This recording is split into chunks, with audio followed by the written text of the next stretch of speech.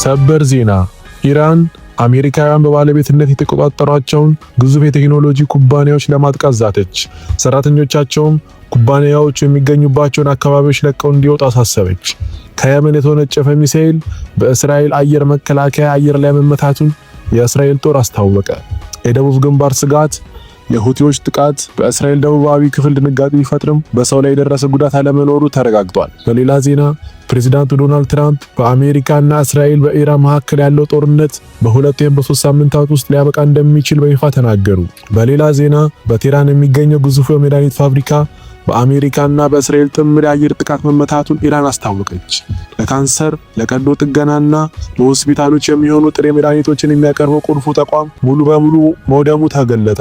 ይህንና ሌሎች መረጃዎችን በዝርዝር ይዘናል። አብራችሁን ሁኑ።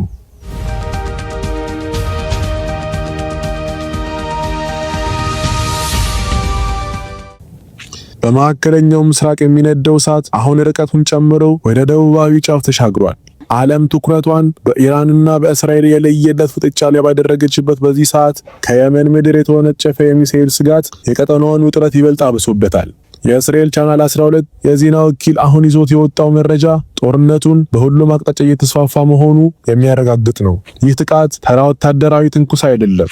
ይልቁንም እስራኤልን በበርካታ ግንባሮች ለመቆለፍ የታለመ ስልታዊ እርምጃ ነው። በዝርዝር ስልታዊ ትንታኔውን እንመለከታለን። የእስራኤል መከላከያ ሰራዊት እንደገለጸው ከየመን አቅጣጫ ወደ ደቡባዊ እስራኤል የተወነጨፈው ሚሳኤል በአየር መከላከያ ስርዓቶቹ ለይተው አየር ላይ ደምስሰዋል። ጥቃቱ ያነጣጠረው በስልታዊቷ የወደብ ከተማ ኤላየት ላይ ወይም በአቅራቢያው ባሉ ወታደራዊ ይዞታዎች ላይ ሳይሆን እንዳልቀረ ይገመታል። ምንም እንኳን በዚህ ክስተት በሰው ላይ የደረሰ ጉዳት ባይኖርም የሁቲዎች የሚሳኤል አቅም ግን ለቴል አቪቭ የደህንነት መዋቅር ሌላኛው የራስ ምታት ሆኗል። ጥያቄው ግን ለምን አሁን የሚለው ነው። የየመን ሁቲዎች ከኢራን ጋር ያላቸውን ወታደራዊ አጋርነት በተግባር ለማሳየት እስራኤልን በበርካታ ግንባሮች ለመቆለፍ ቆርጦ ተነስተዋል። ይህ ጥቃት አሜሪካና እስራኤል በኢራን ላይ የመሬት ወረራ ለማካሄድ በሚዘጋጁበት ወሳኝ ወቅት መከሰቱ ቴህራን ተላላኪ ኃይሎቿን ተጠቅማ ቀይ ባህርንና ደቡባዊ እስራኤልን የማያረጋጋ ቀጠና ለማድረግ የነደፈችው ስልት አካል ነው። እስራኤል አሁን ከሰሜን ከህዝቡላ ከምስራቅ ኢራንና አሁን ደግሞ ከደቡብ ከየመን የወጡባት ጥቃቶች በአንድ ጊዜ ለመመከት የሰው ኃይሏንና ቴክኖሎጂዋን ለማከፋፈል ተገዳለች። የወታደራዊ መቆለፍ በረጅም ጊዜ ሂደት የአየር መከላከያ አቅሟን ሊያዳክም ይችላል የሚል ስጋት አለ። በተጨማሪም የእስራኤል ቻናል 14 በኢራን መሪዎች መካከል የተደረገ ንግግር ማግኘቱን ገልጿል። ፕሬዝዳንት ፔዜሽኪያን ከአሜሪካ ጋር በሚደረገው ድርድር ውስጥ መሳተፍ ፈልጋለሁ፣ አስቸኳይ ስምምነት ካልደረስን ግን መላው ኢኮኖሚያችን በ3 ሳምንት ውስጥ ይፈራርሳል። የአብዮታዊ ጋርድ አዛዥ ዋሂድ በድርድር ውስጥ መሳተፍ የሌለብህም ለዚሁ ነው፣ ለስምምነት ስትል ሁሉንም ነገር አሳልፈህ ትሰጣለህ። ዘገባው እንደሚያመለክተው የስልክ ጥሪው ካበቃ በኋላ የኢራኑ ፕሬዝዳንት ለባልደረቦቻቸው እንደ ታጋች እንደሚሰማቸው ገልጸዋል። መልቀቅ አልችልም፣ የራሴን ውሳኔ መወሰን አልችልም፣ እኔ ማድረግ የምችለው የተሰጠኝን ጽሑፍ ማንበብ ብቻ ነው ብለዋል። ቻናል 14 ዘገባውን ሲያጠቃልል በአሁኑ ወቅት ሀገሪቱን በትክክል እየመራት ያለው የአብዮታዊ ጋርድ እንደሆነ ገልጿል። በሌላ ዜና የመካከለኛው ምስራቅ ቼዝ ጨዋታ አሁን ወደ ማጠናቀቂያው ምዕራፍ እየተቃረበ ይመስላል። ለአንድ ወር ያህል ዓለምን በአስፈሪ ስጋት ውስጥ ያቆየው የአሜሪካ እስራኤልና የኢራን ጦርነት ዛሬ ከፕሬዝዳንት ዶናልድ ትራምፕ አዲስና ያልተጠበቀ መግለጫ ተሰጥቷል። ትራምፕ ጦርነቱን ለመቋጨት የሳምንት ጊዜ ብቻ አስቀምጠናል፣ ነገር ግን ይህ የሰላም ጥሪ አይደለም፣ ይልቁንም አሜሪካ በአሁኑ ላይ ያላትን ስልታዊ ሚና ዳግም እየቀረጸች መሆኑን ያበሰሩት ታሪካዊ ንግግር ነው። ነገር ግን የሰላም ጥሪ አይደለም፣ ይልቁንም አሜሪካ በዓለም ላይ ያላትን ስልታዊ ሚና ዳግም እየቀረጸች መሆኑን ያበሰሩበት ስልታዊ ንግግር ነው። ዋሽንግተን አጋሮቿ ነዳጃችሁን ፈልጉ ስትል ምን ማለቷ ነው? ኢራንስ ያለ ድርድር ጦርነትን እንድታቆም የተፈለገው ለምንድን ነው? ዝርዝር ስልታዊ ትንታኔውን እንመለከታለን። አብራችሁን ሁኑ። ፕሬዝዳንት ዶናልድ ትራምፕ እንደገለጹት በመካከለኛው ምስራቅ የሚካሄደው መጠነ ሰፊ ወታደራዊ እርምጃ በሚቀጥሉት 2 ወይም 3 ሳምንታት ውስጥ ግቡን መጥቶ ሊያበቃ ይችላል። ይህ የጊዜ ሰሌዳ የተቀመጠው አሜሪካ ኢራን ከፍተኛ የአመራር እርከንና ወታደራዊ መሰረተ ልማት ልቅቅ ያለው ብላ ካወጀች በኋላ መሆኑ ትኩረት የሚስብ ነው። ይሁን እንጂ የትራምፕ ንግግር ትልቁ ፍንዳታ ያረፈው በአሜሪካ አጋሮች ላይ ነው። ፕሬዝዳንቱ ለአውሮፓ እና ለእስያ ሀገራት የራሳቸውን ነዳጅ ራሳቸው አምጡ ሲሉ በይፋ ተናግረዋል። ይህን ማለት ለ10 ዓመታት የአሜሪካ ባህር ኃይል የሆርሙዝ ሰርጥና የዓለም ነዳጅ መስመሮች በነጻ ሲጠብቅ የነበረበት ዘመን ሊያበቃ መሆኑ የሚያሳይ ስልታዊ ምልክት ነው። ትራምፕ አሜሪካ ቀድማ በሚለው ፖሊሳቸው ሌሎች ሀገራት ለአሜሪካ ደምና ገንዘብ ዋጋ ሳይከፍሉ የደህንነት ጥላ ስር የሚቆዩበት ጊዜ ማብቃቱን ለዓለም አድርተዋል። በተጨማሪም ፕሬዝዳንቱ ኢራንን ጦርነቱን ለማቆም የግድ አዲስ ስምምነት አያስፈልጋትም ማለታቸው አዲስ ስልታዊ አቀራረብ ነው። ይህ ማለት አሜሪካ የኢራንን አቅም ካዳከመች በኋላ ቴህራን ምንም አይነት ቅድመ ሁኔታ ሳታስቀምጥ ወታደራዊ እንቅስቃሴዋን እንድታቆም የመጨረሻ ጫና እየተደረገባት መሆኑን ያሳያል። ዓለም አቀፍ የኃይል ዋጋ በከፍተኛ ሁኔታ እየናረ ባለበት በዚህ ወቅት የትራምፕ አስተዳደር ጦርነቱን በአፋጣኝ ለመቋጨት የወሰነው የኢኮኖሚ መናጋት በገዛ ሀገሩ ላይ የሚያደርሰውን ጉዳት በመፍራት እንደሆነ ተንታኞች ይገምታሉ። ከዚሁ ሳንወጣ ዋሽንግተን ዲሲ በዋይት ሃውስ ቅጥር ግቢ ውስጥ አዲስ ግንባታ ብቻ ሳይሆን አዲስ የስልጣን ሽኩቻ ተቀስቅሷል። ፕሬዚዳንት ዶናልድ ትራምፕ ከጥቂት ሰዓታት በፊት ባወጡት አስቸኳይ መልእክት በህግ አውጪኝና በህግ ተርጓሚ ላይ ጥቃታቸውን ሰንዝረዋል። ጉዳዩ በዋይት ሃውስ ውስጥ ስለሚገነባው አዲስ የኳስ አዳራሽ ነው። ዳኛው ግንባታው የኮንግረስን ፍቃድ ማግኘት አለበት ቢሉም ትራምፕ ግን ይህንን አቋም የማይመስል ስህተት ሲሉ ጠርተውታል። ይህ ውዝግብ ተራ የኮንስትራክሽን ክርክር አይደለም። ይልቁንም ፕሬዝዳንታዊ ስልጣን እስከምን ድረስ ይዘልቃል የሚለው የታላቁ የስልጣን ቼዝ ጨዋታ አካል ነው። ዝርዝር ስልታዊ ትንታኔውን አብረን እንመልከት። ፕሬዝዳንት ዶናልድ ትራምፕ በትሩዝ ሶሻል ሚዲያ ገጻቸው ባሰፈሩት መልእክት በዋይት ሃውስ ውስጥ ለሚከናወኑ ትልልቅ የሆኑ ትናንሽ የግንባታ ስራዎች የኮንግረስ ይሁንታ ተጠይቆ እንደማያውቅ በታሪክ ዋቢነት ተከራክሯል። እንደ ትራምፕ አባባል ዳኛው ኮንግረስ መፍቀድ አለበት ብለው የወሰኑት ውሳኔ አሜሪካ እስከዛሬ ስትከተል የነበረውን አሰራር የሚጥስ ነው እንጂ ትክክል አይደለም ብለዋል። ይሁን እንጂ የትራምፕ ትልቁ የመከራከሪያ ነጥብ ገንዘቡ ከየት መጣ የሚለው ነው። ፕሬዝዳንቱ አጽንኦት ሰጥተው እንደተከራከሩት ይህ አዲስ የኳስ አዳራሽ የሚገነባው ከፌዴራል ታክስ ከፋይ ገንዘብ ሳይሆን በግል ልገሳ ነው። በስልታዊ ንግግር ውስጥ የቼክሜት እርምጃ ነው። ትራምፕ የህዝብ ገንዘብ ካልፈሰሰበት ኮንግረስ በግል ስጦታ ላይ ምን ስልጣን አለው የሚል ጥያቄ ለህዝቡ እያቀረቡ ነው።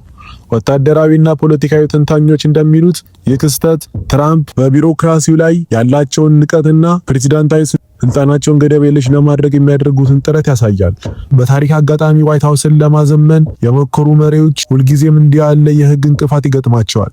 ነገር ግን ትራምፕ ይህንን ግንባታ እንደ ሀገር ግንባታ እንደ ሉዓላዊነት ምልክት አድርገው በቆጠሩበት ከህግ አካላት ጋር የለየለት ፍጥጫ ውስጥ ገብተዋል።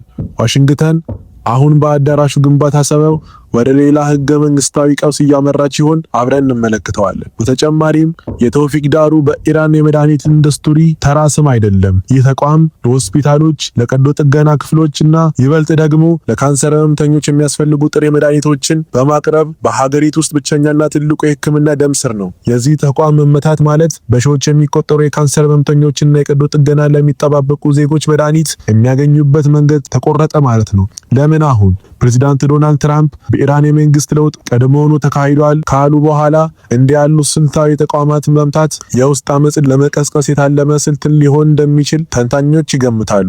ህዝቡ መድኃኒት ሲያጣ፣ ሆስፒታሎች ስራ ሲያቆሙና ሰብአዊ ቀውሱ ሲባባስ በአመራር ላይ ያለው ጥላቻ እንዲጨምር የማድረግ የስነ ልቦና ጦርነት አካል ይመስላል። ቴህራን ይህንን ድርጊት በህክምና ጥርሞ ሰንሰለት ላይ የተቃጣ ጥቃት ስትል የጠራችው በዓለም አቀፉ ማህበረሰብ ዘንድ ሰብአዊ ድጋፍ ለማግኘትና የአሜሪካን ድርጊት የጦር ወንጀል ለማስመሰል ነው። ይሁን እንጂ ይህ ስልታዊ ለውጥ ጦርነቱን ወደማይመለስበት የጨለማ ምዕራፍ እየገፋ ይገኛል። ወታደራዊ ኢላማዎቹ ወደ ሲቪልና የህክምና ተቋማት ሲሸጋገሩ ጦርነቱ የለየለት መልክ ይይዛል። ሚያዝያ 6 ቀን እየተቃረበ ባለበት በዚህ ወቅት አሜሪካና እስራኤል የኢራንን የመከላከል አቅም ብቻ ሳይሆን የመኖር ተስፋውንም ለማሽመድመድ ቆርጣ የተነሱ ይመስላል። ቴህራን ለዚህ የህክምና ሰንሰለት ስብራት ምን አይነት አሰቃቂ አጸፋ ተሰነዝር ይሆን? ቀጣዮቹ ሰዓታት እጅግ ወሳኝ ናቸው።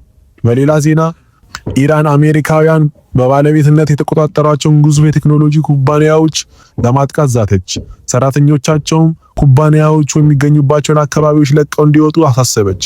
የኢራን እስላማዊ አብዮታዊ ዘብ በመካከለኛው ምስራቅ የሚንቀሳቀሱ አሜሪካውያን በባለቤትነት የተቆጣጠሯቸውን ግዙፍ የቴክኖሎጂ ኩባንያዎች ኢላማ እንደሚያደርግ በመዛት በዚህ ተቋማት ውስጥ የሚሰሩ ሰራተኞችና የሚኖሩ የኩባንያዎቹ የሚገኙባቸው አካባቢዎች በአስቸኳይ ለቀው እንዲወጡ አሳሰበ። የወጣው መግለጫ እንዳመለከተው የሽብር ኢላማዎችን በመንደፍና በመከታተል ረገድ ዋናዎቹ አካላት የአሜሪካ መረጃና የኮሙኒኬሽን ቴክኖሎጂ፣ እነዚህ ዋና ተቋማት ህጋዊ የጥቃት ኢላማዎቻችን ይሆናሉ ብለዋል። በተጨማሪም ተጨማሪ የኢራን ከፍተኛ የፖለቲካ መከላከያ መሪዎች በታቀደ ግድያ የሚገደሉ ከሆነ ነገ መጋቢት 23 ቀን 2018 ዓ.ም ከምሽቱ 2 ሰዓት ጀምሮ ቦይንግ፣ ቴስላ፣ ሜታ፣ ጎግል እና አፕልን ጨምሮ ከ15 በላይ ኩባንያዎች ኢላማ እንደሚደረጉ የኢራን እስላማዊ አብዮታዊ ዘብ አስታውቋል። በተጨማሪም ኢራን የእስራኤልና የአሜሪካ ወታደራዊ ማዕከላትን መምታቷን ገለጸች። የኢራን እስላማዊ አብዮታዊ ዘብ አዲስ በከፈተው ጥቃት በቀጠናው የሚገኙ እስራኤልና የአሜሪካ ወታደራዊ ሰፈሮችን መምታቱን አስታወቀ። 88 የድሮንና የሚሳኤል ጥቃት በተፈጸመበት አዲሱ ዙር ጥቃት የተለያዩ እስራኤልና የአሜሪካ ወታደሮች ሰፈሮች ኢላማ መደረጋቸው ተገልጿል። የአየር ኃይላችን በኢማድ፣ በኮራምሽር 4 እና በቃዳር በተለያዩ ሚሳኤሎች ጥቃት ፈጽሟል ሲል የኢራን አብዮታዊ ዘብ ባወጣው መግለጫ አትቷል። በእስራኤል ውስጥ ማዕከላዊ፣ ሰሜናዊና ደቡባዊ ክፍል የሚገኙ ኢላማዎች መምታቱን አክሏል። ይህ የወታደራዊ አዛዦች ዋነኛ የግንኙነት ማዕከል እንደሚያካትት ተገልጿል።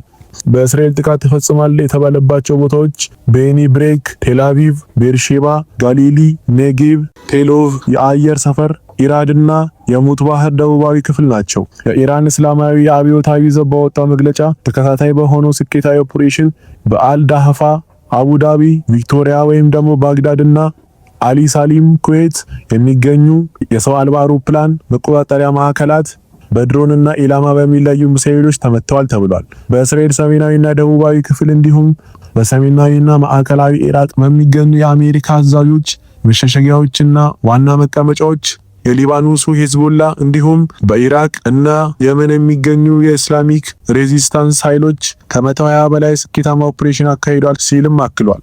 ለዛሬ ያዘጋጀነው አስቸኳይ ትንታኔ የሚመስል ነበረ። መረጃው ጠቃሚ ሆኖ ካገኛችሁት ላይክ እና ሰብስክራይብ በማድረግ የቤተሰባችን አባል ይሁኑ። በቀጣይ በሌላ ጥልቅ መረጃ እስክንገናኝ ሰላም ለዓለማችን ይሁን።